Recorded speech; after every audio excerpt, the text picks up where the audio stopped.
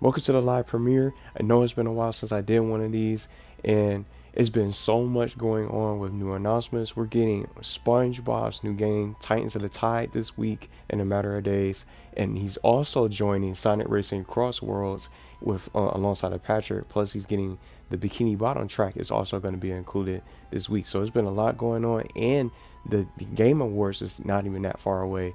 So just something I want to throw out there real quick. I think we're probably going to end up finding out about the DLC for this game maybe within the same week of the Game Awards, or maybe it's going to get announced there.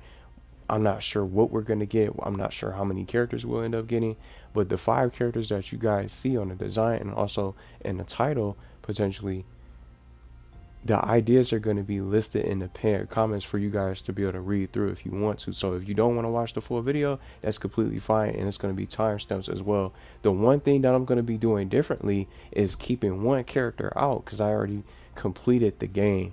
And the last video I had made, I did not finish the game, and I didn't know how the story was going to end. And now that I know how the story was, now this how the story ended, the conclusion, the final boss, and how everything unfolded. I wanted to keep Timmy Turner out here for the remaining of the premiere for this video because he's the one responsible for all these characters getting dragged in through this world and in this tango.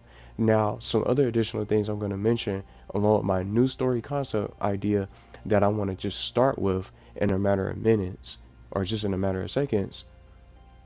I want to also talk about the updates that I came up with of how they can expand the Tango. Cause see all this stuff that's cut off, and especially this part, I'm gonna head down here to the south in the corner where Gary and Tommy Pickles are located here in the Tango. This is the main hub. And I'm also going to spoil the story, so if you're interested in playing this game and you don't want to hear spoilers, that's completely fine. But I already basically showed all 9 playable characters, but I'm sure most people seen the characters that are playable based off the trailer. But some people probably don't know the story, the bosses that's in it. So some of this stuff that's cut out, they can expand. And then just take a look on this side. It's all this stuff that's missing, so they can open up the Tango. On the right side, see the mini map on the left side of the screen?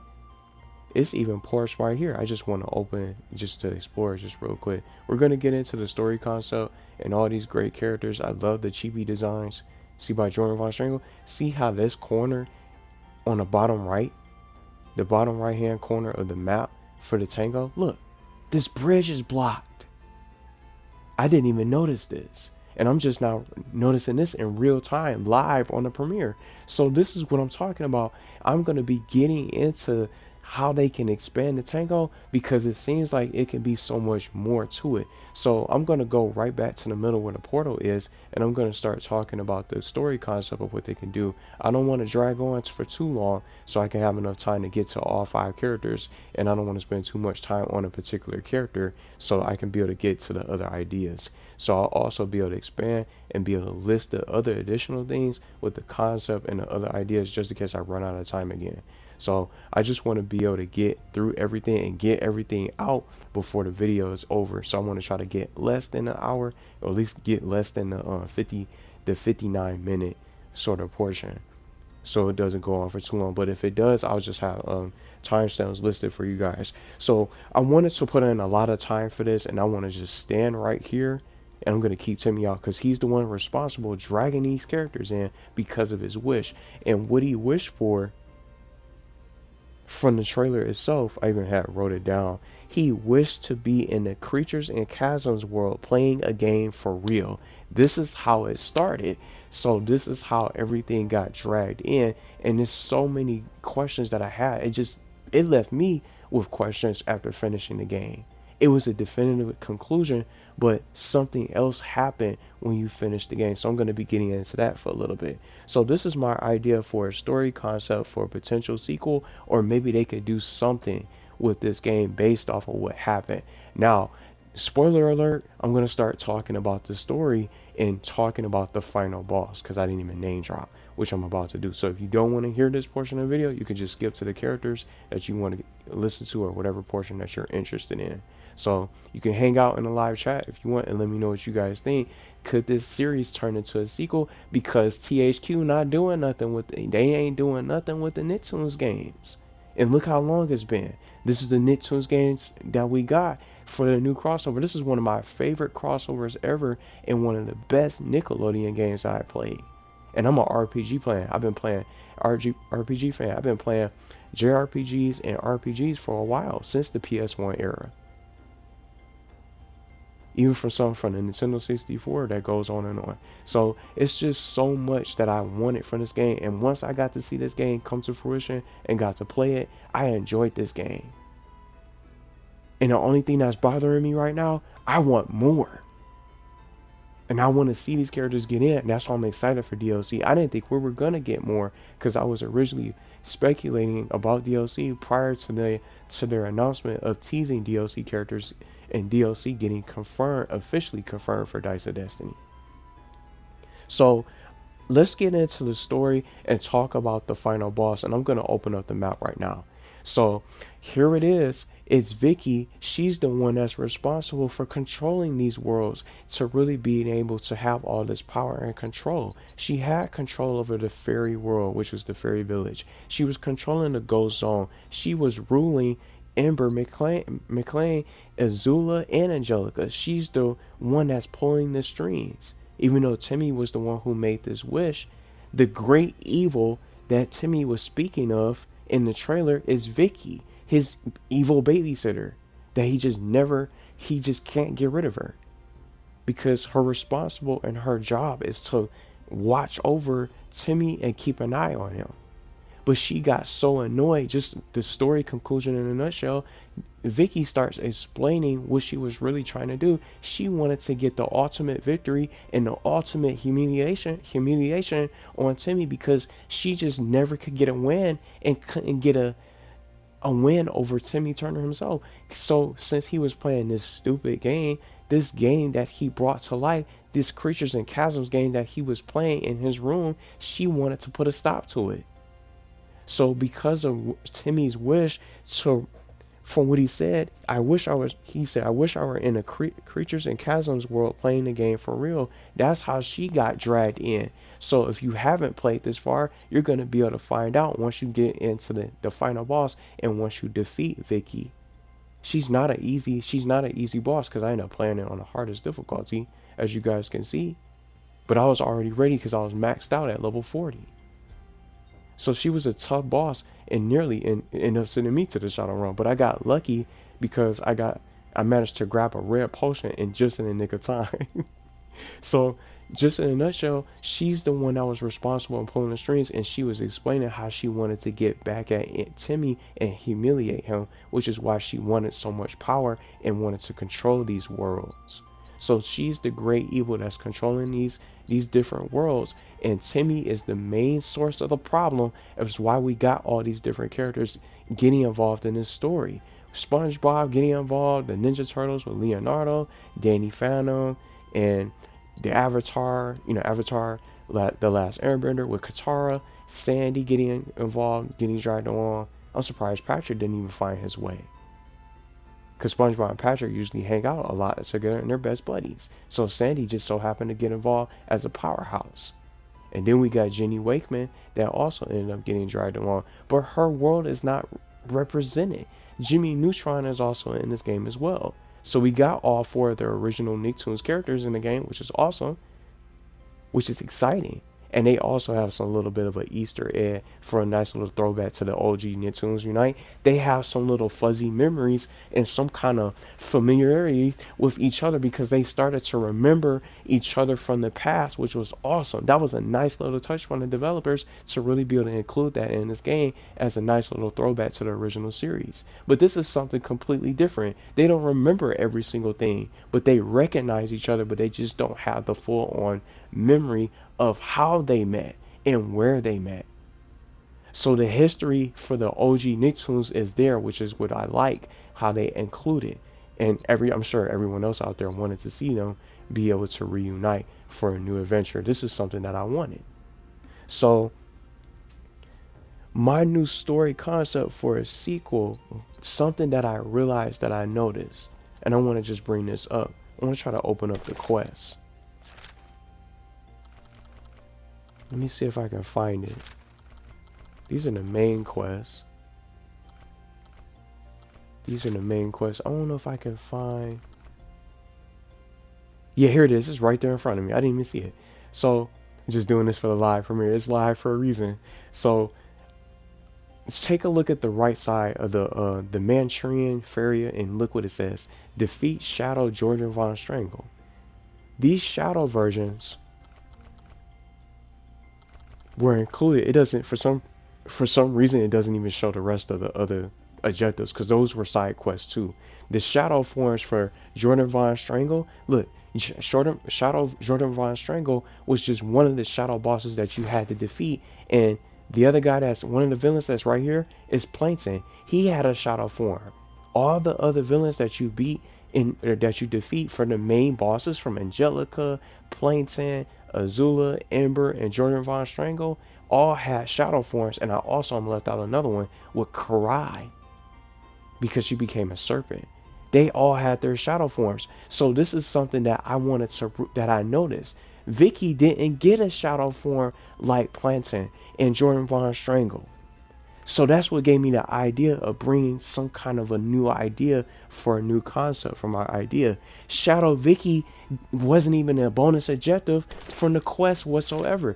That's not even a quest that exists in this game. And that's something that I had, that kind of questioned me. That left me with questions once I finished the game because I thought I would have to fight Shadow Vicky all over again. But it's not in the side quest, it's not a main quest, and it's not a bonus objective. Once you defeat Vicky, you're all done with the game. Unless you still have some lingering side quests that you haven't finished.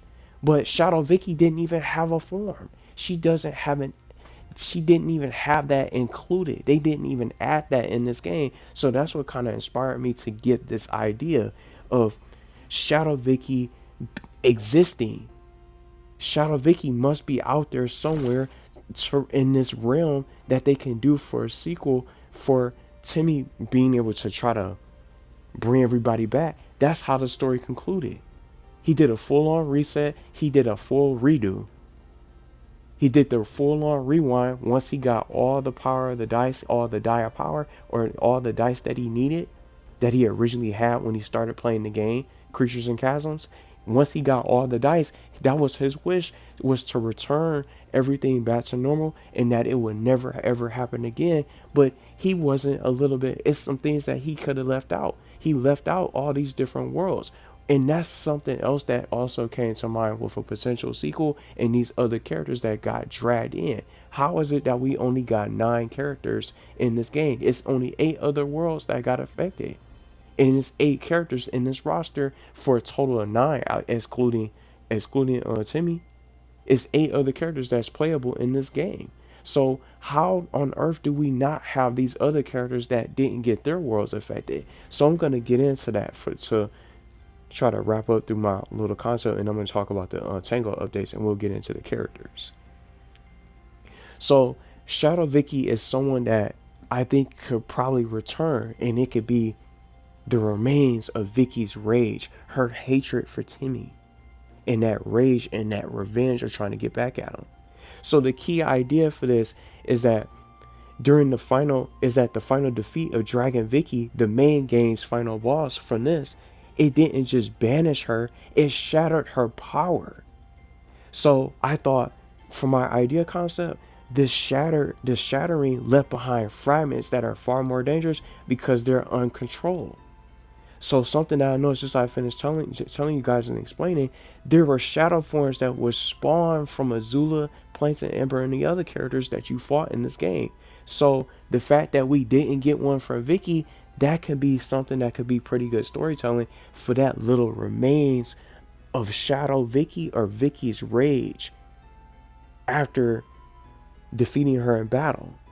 And that can go quickly unnoticed because Timmy he just doesn't pay attention, too close attention, and he just ends up slipping up and making some kind of mistake when it comes to saving the world. He always leaves something out. So I think this could be like the little bit of the the remains that they can do to build a new story for a new boss. So the shadow forms were also part of the quest to complete, just like I just showed you guys. Maybe another hidden part of Vicky can be remaining to cause more problems. And that's why I wonder why the developers didn't add Shadow Vicky as a bonus quest even after completing the game. Was this done on purpose? So this gave me the idea of the presence of Vicky being in control, targeting different worlds where there is the most potential for chaos, misery, and reality glitches in the multiverse. So Vicky was so focused on getting an advantage and getting back at Timmy, this entity, which is her shadow form, the remains of her, could be something more powerful that grew while Timmy was forming this team of heroes from other worlds. So while he was getting his team together and recruiting his ultimate Nicktoons team for some reinforcements, for some backup to take on Vicky and to battle evil and save the world, she got that much more powerful with this essence and this different presence of her being able to exist. So something that came to mind that I wanted to share with you guys because I had took the screenshot was Aang, or what Aang said, because I was just doing some digging, talking to the different characters, because the NPCs in this game say all types of different things. So they'll end up, sometimes the NPCs say quite a lot of things. Even Sheen even reacts to some of the other characters. Aang had a little bit of some things to say about it, but I'm not going to bring it up because it's going to take so long to even try to get it to trigger. But Aang himself had something in particular to say once I was exploring the different interactions in this game. So I'll just read it aloud. Aang said that maybe it has something to do with this place being created from a wish. And then he said it is only what it is because of the boy who wished for it, and not a larger part of the universe like the spirit world and the four elements. So based off of what Aang said, he says this in the game. When you talk to him, if you talk to him a few times, he will end up saying it. So that's what also leads me to question, how come these other worlds didn't really get dragged in from these other shows, and we only got 8 other characters that were dragged in? We're still missing places. We're still missing places in other worlds. What are the other worlds and characters? Were they not impacted by Timmy's wish? How is it that only these 8 Nicktoons characters that we just got to show you guys, that we just played through, from Jimmy Neutron, Katara, and Danny Phantom, and Susie, and SpongeBob, how are their worlds the only ones affected getting dragged in? We only got 8 Nicktoons characters that had their worlds affected, but we didn't even see some of the villains get involved from the other worlds to wreak havoc. Like Jimmy Neutron and Jenny, where's Vexus at? Where's Professor Calamitous? See what I'm talking about? So where are those other characters that are involved from their worlds? Maybe they gonna show up later. Don't you guys think that can work for a potential sequel? Or maybe we could probably end up seeing them show up as DLC for DLC expansion stories for new bosses. So this leaves me with questions and speculating about the future of this series, that more can get dragged into this story to attract new potential villains like Professor Calamitous and Vexus. We never got to go to their worlds, and then Susie's world as well. We didn't even go to the world of Rugrats. For her world, what's the status of these worlds? What's the status of Retroville? Because we got a couple of his best. We got Jimmy Neutron's best buddies, Carl and Sheen, right here, chilling in the Tango. What happened to Cindy? Where's everybody else from Retroville? We didn't even go there. Those worlds do not exist. So we only have a couple of those characters from those worlds. Angelica is one of the main antagonists that got in, and one of the bosses that you go against. But there's so many things that they can bring in to get involved in this story. Because we got the Ghost Song, we got the Fire Nation, we got the TMNT Sewers, a Fairy World, and so much more. So we got the bros, Raphael, Donatello, and Mikey. But see how we have other missing characters, April and Master Splinter and things like that. We went to go to the worlds and help out there with Karai. They added a couple characters from each world, but not everybody got in. That's why I think it could be so much more with Katara. Well, I said Katara, with Karai here, and then Zuko. We got these different worlds here in the game. So this could be something that they can turn into a potential sequel to get other worlds involved if we don't get enough DLC for this game. So maybe the remains of Shadow Vicky for this whole new form and this new entity can recruit other additional villains from other shows to join in. So, and something else I want to just say, just to wrap up my concept, I already talked about other iconic villains from Scrawl, the Ghost Rider, and all these other characters like Misty being a bounty hunter and things like that. All these other characters from these different shows can get in. Scrawl from Chalk Zone, and I brought up other characters from Sartana from El Tigre and many others from different shows and other videos. If you guys want to check those out, I already talked about those iconic villains. So now I want to just quickly get into the Tango updates of what they can do, and I'm going to just try to fly through some of the characters so I don't run out of time. So the Tango can get updated. So I think they could do new updates to really expand this Tango to make it a little bit bigger. I didn't even think you could go back here. So they can make this little portion bigger. And just like I ran over there on the side, where the bridge is blocked off. It could be more that can be in this area. They can make the Tango a little bit bigger. So some Tango updates. The Tango free roam when you're in the Tango during post game, you can see like parts of the map that they can include more, so they can open it up a little bit more. See how it's down there with Aang and Jordan Von Strangle? That's the largest part of the Tango. On the left side of the Tango where I'm at with Tommy and Gary right here, they don't have anything. They don't have anything additional. That's why I think more can be added for different characters. So some updates that I came up with, some ideas for the Tango to get expanded: wardrobe customization for costumes, for things like that. They can do things like that to really try to come out with different costumes where you can be able to customize everything. So we got the alternate costumes. Each character has a different alternate skin. So I thought wardrobe and customization, maybe it's like a costume store. New styles can be unlocked by grinding for gold for the base roster and new DLC characters. So these characters can get more. Look at these different squares. See all those different spots? Maybe we'll get a little bit more DLC costumes in the near future. See how it's just only one there? It's just that one costume. So maybe we can get more for these characters. We could get a costume store and a wardrobe customization to just really customize our look for some of our favorite Nicktoons characters. A skill shot where players can unlock new powerful abilities and all new passive abilities on each character's skill tree. So we can get new abilities for these characters to unlock and really be able to upgrade them. So how about that for a skill shot? So the heroes must prove their mastery by paying a fee to give additional trophies.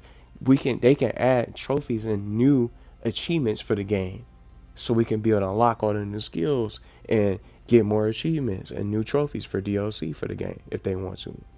A battle dome I thought of for a gauntlet mode, maybe like a survival mode. A battle dome or a gauntlet, or they could call it Gauntlet of Destiny.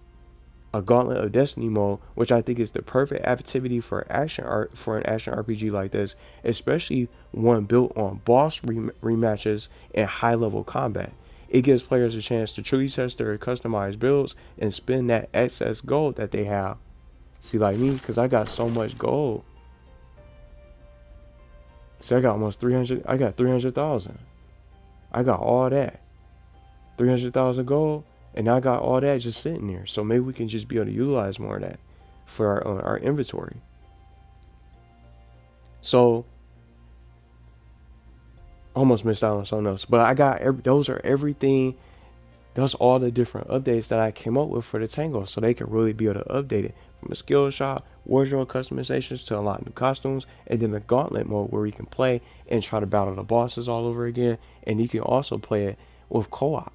So if you need backup, you can just be able to play it on a harder challenge and things like that. If for those who want to really get competitive and really try to show out, you could play on harder difficulty for those kind of gauntlet modes for a battle dome. That can be something that they can do.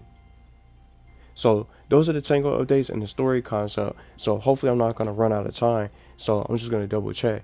So I got plenty of time. I'm trying to make sure I don't run out of time. So I'm at 24 minutes so far, so I got plenty of time to talk about the other characters. So that's the story concept, and that's the Tango update. So I'm gonna try to fly through the character concept ideas, and for those who want to read additional info on the characters I'm going to be talking about, um, that I'm going to get into soon,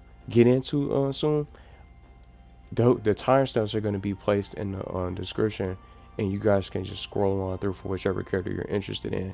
But I really don't, I'm not saying that this game is going to be guaranteed to get a sequel, but this is just an idea. Shadow Vicky is somebody that Shadow Vicky is just an idea that came to mind. So if we fighting all these different Shadow clones, how come Vicky didn't get one? She's more than powerful enough to have her own Shadow clone and be a Shadow Dragon, because she had multiple phases when you battle against her. So this could be something that they can do. So that little bit of a speck of remains could be hidden within this world, because once you finish the game, you're right back into the Tango exploring. The Tango still exists. So what's gonna happen of it? What's gonna happen to it? That means more can get in. That means more villains can get dragged into this. And it still doesn't click with me when it comes to just having only a few characters getting dragged into this based off of Timmy's wish. He dragged all these characters into this game, and just so many other worlds are missing. It's nice to see Carl and Sheen together in the same game. So let me know what you guys think. Maybe you guys have an idea for a different villain that could lead. Maybe Mr. Crocker. I thought Mr. Crocker was going to be in this game, but he just didn't show up. So I had no idea. But Vicky getting into this game, I'm happy she got in. I definitely enjoyed the story, but it seems like they can do so much more to this story to really being able to bring more into this sort of crossover. And these characters can be able to interact with each other, which I like, because characters who never really talk to each other, like Danny, Phantom, and Susie, was awesome to really be able to see implemented in this game. And they all acknowledge each other, even from the cutscenes, the different unique dialogue. They all get along, and I definitely want to see more. And that's why I wanted to put together 5 new characters for new potential DLC characters we could see. There's no leaks, there's no announcement about these characters. I'm not saying that they'll all get in. We'll probably have to wait for another game potentially, but that's why I wanted to also throw them in here anyway. So maybe they might show up in the sequel, maybe they'll show up as DLC. We could have a chance of seeing at least one of these characters in the future, but we just don't know yet. So I think I'm just gonna keep Timmy out instead of just wasting more time. Instead of just switching characters and just running back and forth. So I'm just gonna start getting into the DLC and just talking about the characters that we could see. So I think what I'll do is probably leave it on some of the characters instead of just so everybody can see all the characters in the game. I think that'll probably be the best way. Hello, hello. So this is, I didn't mean to cut her off. She said, well, I didn't mean to do that. So these are all the characters that we have for the base roster. Look, as if, see all that little space? They can do so much more. I'm not trying to nitpick. See all these different characters and all that space on the side? They can expand. Why not another row? Why not another column of characters? A set of 3. Maybe they'll do 3 at a time. Maybe. We don't know who we're going to get. So it's just so much characters that they can get. I love the character models. Everybody looks great. I definitely enjoyed this game. Everybody's fun to play as, and they all have their different unique classes. So that's what I wanted to do with these 5 characters. So now it's time to get into the DLC. We're going to start with Kitty Katswell. I'm going to just try to fly through some of these so I'm not dragging it on for too long. So Kitty Katswell is a character from Tough Puppy, and she's part of the Tough Agency. She's a Tough agency. She's one of the Tough secret agents and stuff like that with Dudley Puppy and more. I definitely wanted to add her into this just to mix it up. So all 5 of these characters are from different shows. So Kitty Katswell, I came up and selected and have her as a stealth rogue or an archer. So I wanted to have her play a little bit different from Jenny, because she has her little crossbow and things like that. But she's not going to be a Jenny clone. She's gonna have her own little unique playstyle, which is my goal for each of these characters. So Kitty Katswell is a stealth role archer, and Kitty Katswell will be able to use her tough gadgets and her bow and arrows for unique offense, so she can stand out from other melee characters if we get additional ones. So character description: resourceful. She's resourceful, agile, precise, and then she's going to be using tough tech for part of her movesets. So let's get into her skills and abilities. This is Kitty Katswell and Tough Puppy, all things Tough Puppy. So her tri attack, Kitty's going to be able to fire 3 bows simultaneously towards enemies full screen, no matter the distance. Vicious claws. Kitty quickly swipes for a combo attack and finishes with a stronger claw swipe. It's pretty good. It's gonna be pretty cool. And then I wanted to utilize some of the tough gadgets from the show to pay homage so it can reference based on what they actually use instead of just making up stuff. So the tough grappling pull, Kitty uses her grappling hook gun to pull enemies toward her. Puppy power, where Kitty Katswell can summon Dudley Puppy for support, forcing enemies to break their focus from Kitty or her allies. So Dudley is also going to be able to fire his blaster and attack nearby enemies while also following along for a limited amount of time. So he'll be able to follow just like how Susie can summon in this game. Behold, Reptar! So I talked about this before with other DLC characters that I did for videos in the past. There's no enemies. He's not going to be able to move. He's not going to do anything, since this is just a complete safe zone in the hub. But she can summon Reptar, and I think this would be something that could be cool because Dudley Puppy and Kitty Katswell are partners. So I think it works for them to at least be included. So no matter who they get, if Dudley Puppy gets in, Kitty Katswell could be a summon, maybe. But they probably not gonna add both of them. Her next move, real quick, is the mini ray gun. So I also did this for Dudley Puppy's moveset that I did from a while back. Not for this game, but for a different game, for a playable character, as if he would. But they used some of the same tough tech or the tough gadgets in the show. So this weapon is going to have 2 settings set on the screen display. So this is from the show, and I wanted to add these two to her weapon to make her ray gun more dangerous on the battlefield. So the ray gun for Kitty's ray gun is going to have the hot and the cold setting. So the heat for the hot setting, when the ray gun is set to hot, Kitty's going to be able to fire a blast of heat that'll inflict the burn status element, burning enemies over time. That's a real status element in this game, so that'll be something that can really be perfect for her to use with a cool little setting. Now if you set it to cold, which is the freeze setting, Kitty will be able to freeze all enemies in one shot with the chill status. So that's another status element in this game, causing them to move slowly, and then they'll be also frozen. So they're going to be affected with the chill status, being able to be immobilized and frozen. And if they break out, once they become unfrozen, they're going to be moving slowly. So they won't be able to get to you so quickly. Her ultimate skill, Kitty Madness Arrow Barrage. So Katswell is going to turn bright red with that kitty rage from the show when she gets really angry, becoming enraged, rapidly firing multiple arrows in any direction controlled by the player. So it's also similar to almost like how Jenny can have manual control with her ultimate skill. You're going to be able to have that same control with Kitty Katswell's skill. So I'm just going to run through her fantasy world real quick so I can get to the other characters so I won't run out of time. So her fantasy world could be from Petrol Palace, which is the main setting, or the Turbo Undercover Fighting Force Tough Headquarters, which is what it means. The Tough Headquarters stands for the Turbo Undercover Fighting Force Headquarters. So they can probably have a little bit of a Nick inspired world style design. NPCs, Dudley Puppy, the Chief, who is the head of the Tough Agency or the Tough Headquarters of secret agents, and then he's the agent's immediate superior. He gives them missions, and I think he'll be a great fit.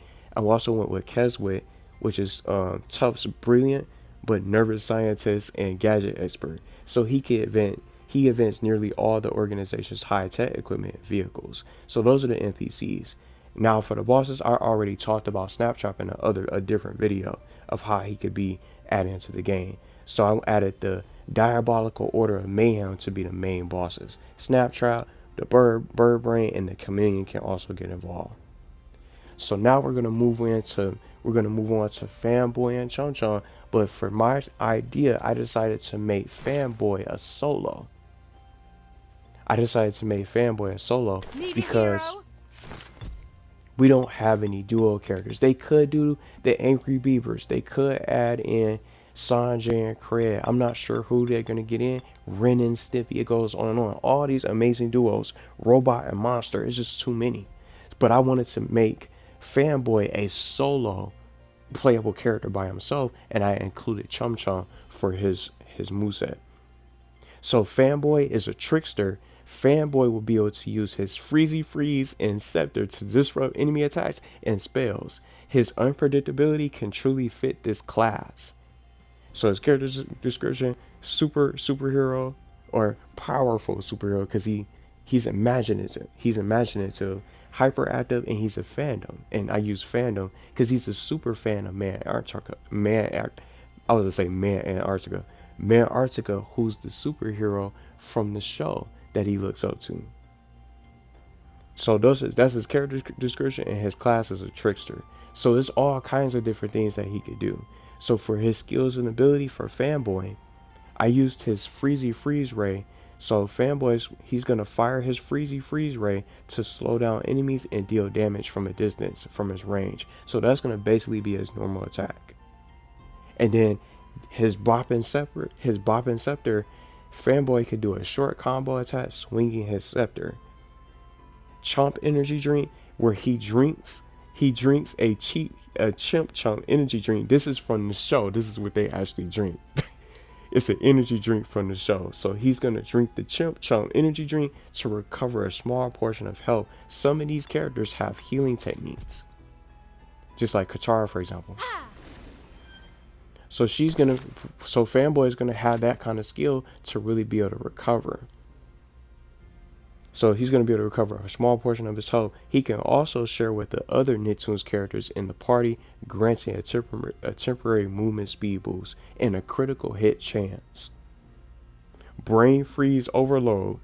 Fanboy quickly drinks a Frosty Freezy Freeze that instantly grants him a huge buff in his attacks and can unleash a giant burst of energy towards surrounding enemies. This is something that they do from the show, and they get the brain freeze when they drink the Frosty Freezy Freeze from the show. Fanboy and Chum Chum experiences in the show.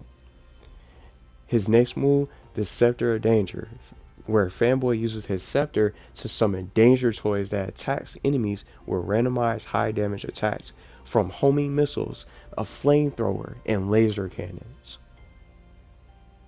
So speaking of summons, I wanted to also include Man Antarctica. See how Susie was able to create a summon? Man Antarctica is going to be able to get involved, so Fanboy can summon his favorite superhero, Man Antarctica, to the rescue. So Man Antarctica is going to be able to fire blasts of ice from his mouth, which is what he does, and which is how he fights off crime to stop his enemies, to freeze enemies, and can make icy armor to protect Fanboy until it's broken after a few hits. So Man Antarctica is gonna be running around protecting Fanboy for a limited amount of time, but he's also gonna create his own protective freeze armor or ice armor for Fanboy. So he's gonna have a defensive boost, and he's not going to be able to take damage from his regular health until that armor is broken.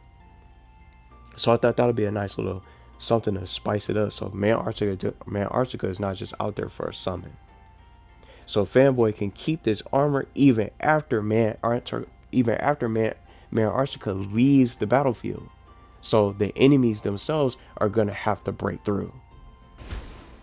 See how she has that. I just wanted to try this out and showcase it. So Man Antarctica is going to be able to cause that little ice power, and see that range that she had. He's going to have that range with his own attacks, with his superhero abilities. So Fanboy's ultimate skill, I brought in Annihilator and Super Chum Unite. That's what it's called. So Fanboy can call upon his partner in crime, Chum Chum, as they both can transform to their imaginary hero and villain and become playable to attack all enemies. Annihilator, which is Fanboy's evil transformation, Finalilator is gonna fire his Ultra Mega Death Ray, while Super Chum can use his Mighty Fist to deal massive damage with each punch. This transformation will only last for a limited amount of time. So the NPCs that I came up with for Fanboy and Chum Chum's world, Man Artica that I selected, I also threw in Chum Chum. Even though he's part of his ultimate, I just threw him in there as an ideal NPC just in case. Maybe they'll have Fanboy and Chum Chum be playable together, but I just added them in just in case they separate them. I also added Boog from the Frosty Mart and Oz for collectible quests as an idea. Their fantasy world, I went with Galaxy Hills, which is where it takes place, and I thought of also including the shop and featured their school of Mr. Mufflin being trapped in this lost dimension. So I thought those would be a cool little idea for a fantasy world. And the main boss, Kyle himself, who's an extremely powerful, gifted wizard. He's very powerful, and from his magical, powerful magic, from his gifted magic abilities, Kyle will be the perfect villain for this game. It's so many things that they can do with his skills and all his specials. Kyle is a magically gifted boy who was exiled from his powerful magical dimension and sent to the normal world. Kyle has real powers and all kinds of abilities to stand out as an evil wizard for the game. So I think he's a perfect rep for a main boss for Fanboy Chum Chum. And I really hope he gets in. This is the perfect game for him. And he could get recruited and being able to work with these villains. Whoever they choose to pick up, maybe he could be the one that can lead the sequel. If we get one. So now we're gonna get into a classic character with Rocko. So I'm just gonna put it back on here. So with Rocko, I'm not sure if he's gonna get picked up for this game, to be honest, because I don't know which direction they're gonna end up picking and which direction they'll end up going. But for Rocko, I have him as an engineer and a ranger. So Rocko will be able to utilize his trusty Succomatic to absorb enemies in the environment and his surroundings to fire as projectiles. He won't really have any technology of his own like Jimmy Neutron, but he'll have household items and also his pet dog Spunky watching his back.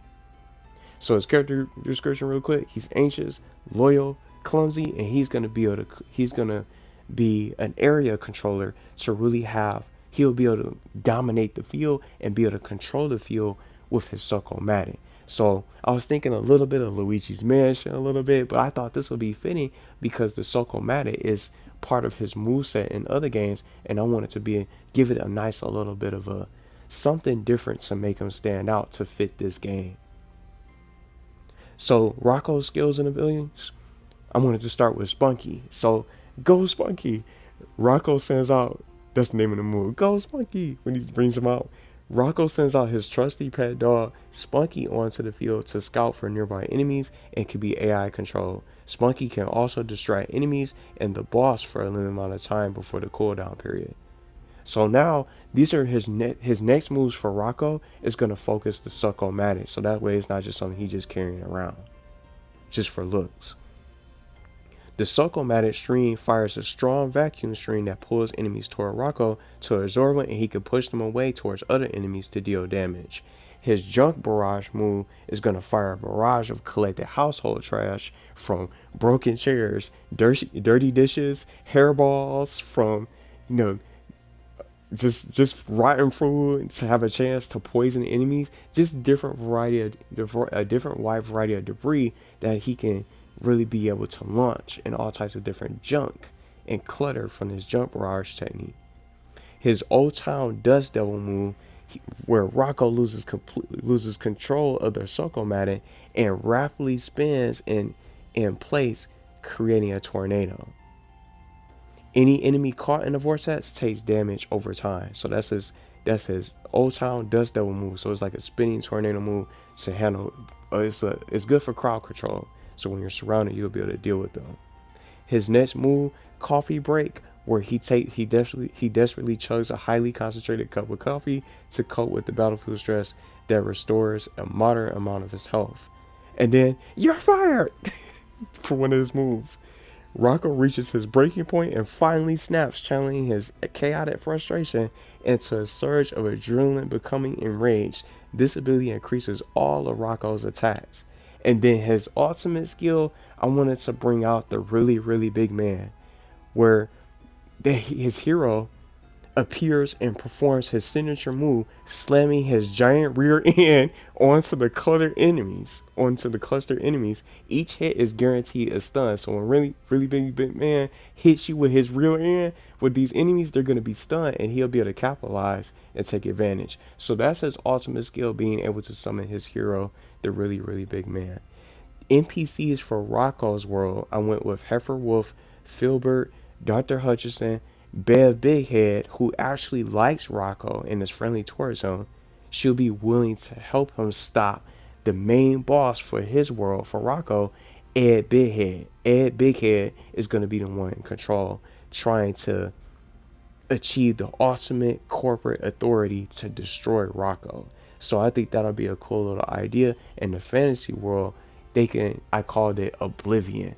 So something similar to the old town, Oblivion, they can do something like that to be a little bit creative, a little bit of Rocko with a nice little Rocko vibe to it. So now we're going to get into tack. I want to make sure we're going to be doing good on time because I want to actually talk about some additional things. So I should be able to get everybody else out. So I got tack and one more character. We got tack and Tuesday X left. So let's start talking about tack and his magic and his skills and things like that. I'm not sure if tack is going to get picked up. I'm not sure if he's going to be in, but this is just another game that fits tack because of his magical ability. With these skills that they have, I want to bring out, I didn't even bring up his skills. With the magical ability that they have, but just all these different techniques. So it's going to be something different. See how Timmy has this? That's what the Suckle Man is going to look like. That's how I kind of got the idea from. But I wanted to utilize Rocko's actual show with the items that he uses. But let's get into tack and let's just bring these up because it's just different spells. So tack is a mage. I think I'm going to skip the character descriptions. So I'm going to just have those listed so I won't lose time. So tack is a mage. So tack is going to rely purely on shaman juju magic and casting. He can also cast a curse on the field to slow down enemies and cause debuffs. I think he could be a wizard, shaman, a mage, a spellcaster, similar to Katara. Maybe he could have a high chance of having a dual class. Tack can just be super powerful with all the magic that he has as a shaman. So I'm not sure how they're gonna classify him.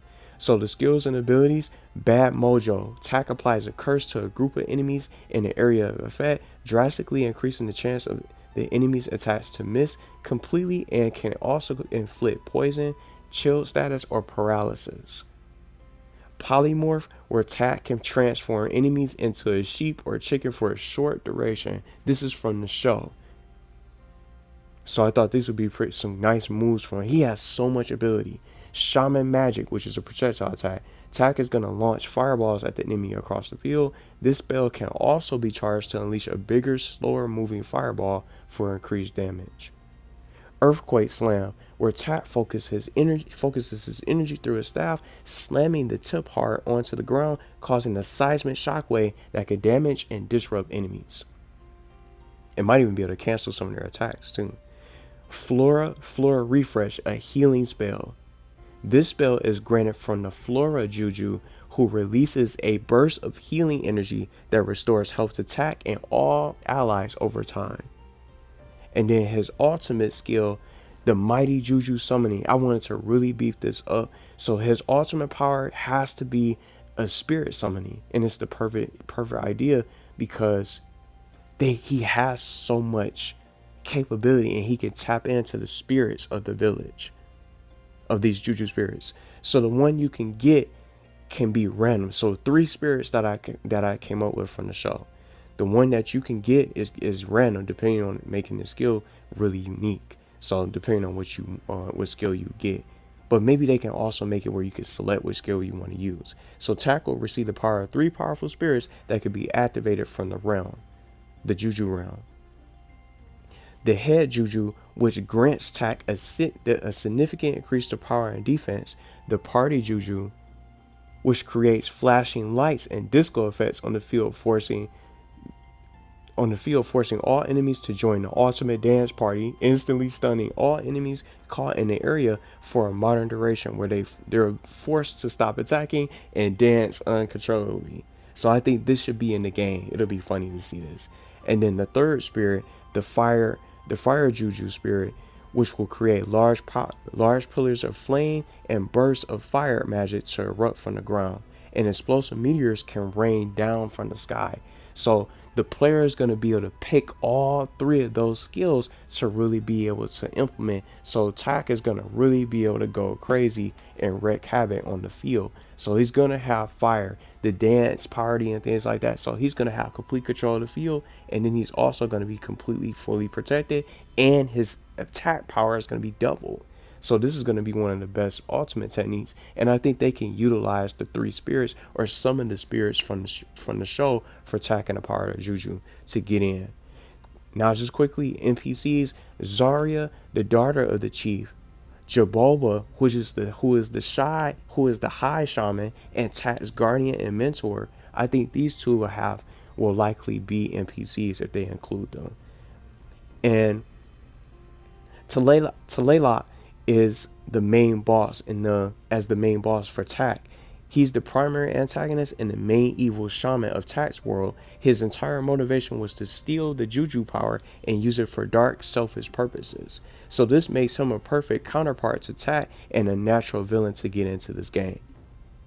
So for his world, I went with the Panunu village from Tak and the power of Juju. The villagers can be turned into sheep, which I think could be cool for storytelling for DLC expansion for these Nicktoons characters to go to Panunu Village to try to help Tak out.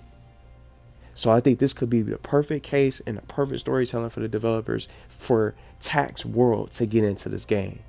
I haven't seen anybody talk about that. So I think that could be something that could be utilized. The final character that I want to get into is the X's. The X's is an old show. I haven't seen many people talk about it too much, but I think they'll be awesome to see in this game, and I hope they do. And just to see their world, the way they designed these characters is just so well done.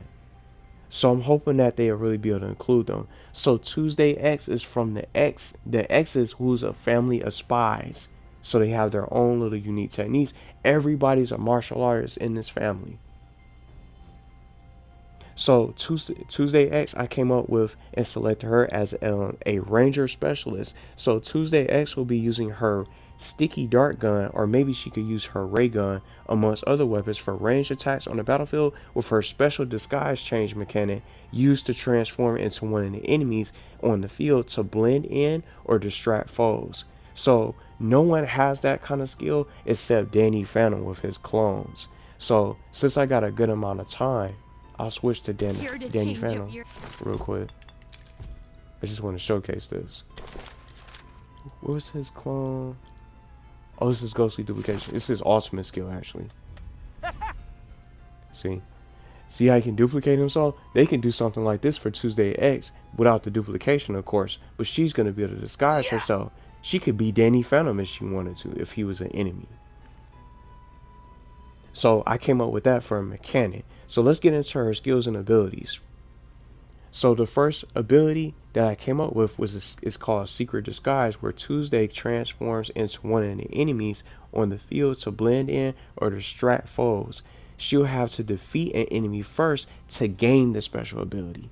So if she defeats a jellyfish, she can transform into that same jellyfish. If she defeats a knight or one of those fish soldiers and things like that from SpongeBob, she'll be able to transform into those. Even some of the members of the Foot Clan from the TMNT. It'll be awesome to see this implemented. Jewelry of Destruction, where she can toss her earrings, creating a thermal blast that blinds enemies. I just wanted to leave it on her skills. Well, his skills. So with her earrings, she's going to be creating thermal blast that blinds enemies. A sticky dart gun that fires rapid, low damage sticky darts. Every hit has a minor chance to slow down the enemy for a slow debuff. A cell phone bomb, where Tuesday quickly keys a short code into a disposable cell phone that detonates after a short fuse. The phone will also ring to pull and attract enemies, so they'll be baited and they'll be able to get caught in an explosion from her cell phone bomb. The THEM combat, which is her agency, it wasn't explained on what the agency was what the agency stands for, but that's the name of her little combat move. So Tuesday's going to execute lightning fast, highly trained 3-hit melee combinations to instantly create space and disrupt close enemies up close from a distance. And she'll also be able to engage from a distance with her dart gun and things like that. So if she has to back off, she doesn't really have to unleash all of her martial arts techniques and things. Her ultimate skill, I called it the X Factor Assault. So the X's constantly work as a unit in the show, so each member deploying their signature weapon and gadgets to overwhelm the enemies. Mr. and Mrs. X is going to join in, and then Truman X from the family. So Mr. X is going to use his iconic goo gun to up close with his martial arts. Mr. X is going to also be able to fire a powerful stream of thick, rapidly expanding sticky goo to capture enemies and slow them down. Mrs. X is going to be able to use her ray gun at all nearby enemies, or her ray gun, and then for nearby enemies, she could use her energy whip, which is a signature weapon that she loves to use from the show to attack enemies. And Truman X, being a chemical expert, he's going to be throwing those chemical grenades. So Truman is going to throw chemical grenades that explode on impact. Now, just to quickly get into it, the fantasy world, I added the THEM Citadel as an idea, and Glowface is going to be the main villain, and as a sub boss, the rival family, which is their next door neighbors, the Wise. See how we have the X's? The Wise is a rival spy family who wants to end the X family or the X's, and they want to be the better spy family, because the Wise think their family is the best spy family. They're the rival family of spies who are looking to be the best, and they want the X's gone, and they want them to fail. So I think the Wise can show up as a sub boss to really be able to battle against before we get to Glowface and his trusty right hand man Lorenzo Suave, who's always looking out for his schemes. So Glowface wants the world domination. He wants world domination, but he can also have control over the X's smart house, which they have in the show, because it's like an AI powered house that they have in the show that can be controlled from Glowface. So that's everything in a nutshell. I still got a couple minutes, but I just want to also say this in conclusion. This ended up dragging on longer, so I have the timestamps. But I don't know what's gonna happen when it comes to the sequel. I'm gonna just get this out since I got a couple minutes still. I don't know what's gonna happen with the sequel, and what's gonna happen with these characters. How many characters do you guys think we're gonna get? Maybe we'll probably see an announcement at the Game Awards. Maybe they'll wait a little bit longer.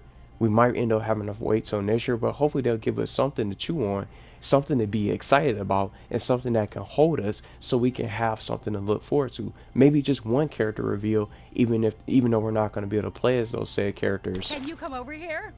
We're not going to be able to play as those said characters until 2026, until sometime in 2026. We need to find out more so people can stay excited and engaged with the game. But I want to see more. I love this game. I have fun playing it, and I think that this story can turn into more. Timmy's Wish, I'm just going to say this now. How did Timmy's Wish only drag in these characters? You would think that his wish could have brought in a lot more. He's the one responsible for this and bringing these characters all together. So I'm not sure what they're going to end up doing, to be honest. But this world and this portal still exists. There's so much more that they can end up doing. I'm not sure what they're going to be doing and as far as their plans for characters. And at this point, I don't even mind which character. I don't mind seeing Patrick and playable. And just in a matter of seconds, if I was to add a character that's already in a represented show that's in this game, I would love to see Sheen get in to be playable. I would want to see play as Sheen, and he could be rocking his Ultra Lord armor. He can unlock his inner Ultra Lord and be able to take out, enemies and things like that. And we could probably be able to go down to Retroville, because we don't have, those are unrepresented shows. We don't even know what's going to happen. Maybe we'll be able to get to these different worlds. So these 5 characters I would love to see get in, but if they do a sequel, they'll probably have a better chance getting into the next game for a brand new story. We'll just have to wait and see what happens, but I'm looking forward to the future.